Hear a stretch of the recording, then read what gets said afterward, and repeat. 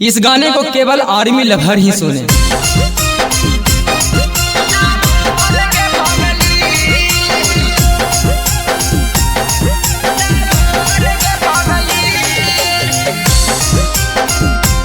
इसका recording studio Ekangar सराय। UP Bihar में चलता तोरो खबर गे पागली। यूपी बिहार में चलता तोरो खबर गे पागली। तोरा माँ जनुआ है कौआर में के लाभार गे पागली। तोरा माँ जनुआ है कौआर में के लाभार गे पागली। हमरो पसंद एक गो कलर गे पागली। हमरो पसंद एक गो कलर गे पागली। तोर माँ जनुआ है कौआर में के लाभार गे पागली। तोर माँ जनुआ है कौआर में के लाभार गे पागली। सुन गे पागली।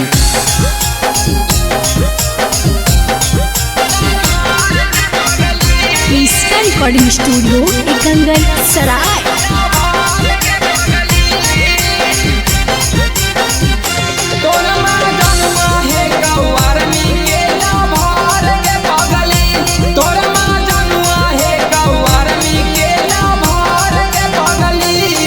आगे उठाहिया हमें 4 बजे भोरे जाहिया गे पगली रोजे हम दौड़े। आर्मी लवर के करो से न काम गे 4 चक्कर राउंड जंप मारहियो हम गे बड़ी मेहनत है गे।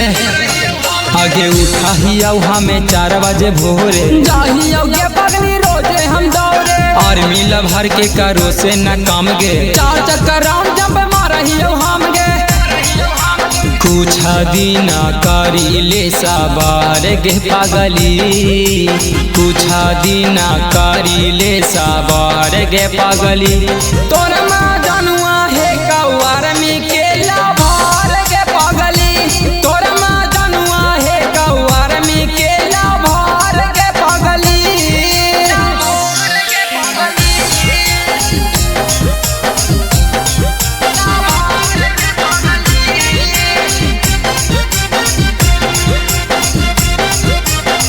इसका रिकॉर्डिंग स्टूडियो एकंगर सराय। तोर माँ जनुआ है कौआर में के लाभार गे पागली। तोर माँ जनुआ है कौआर में के लाभार गे पागली।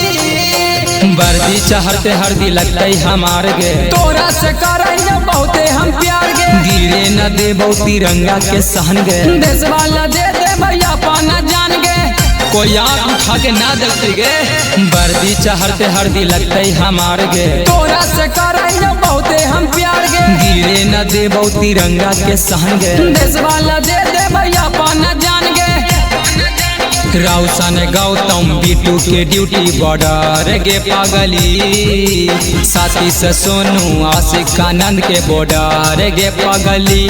तोर माँ जनुआ है कौआर में के लाभार गे पागली। तोर माँ जनुआ है कौआर में के लाभार गे पागली। बोल दे जय हिंद।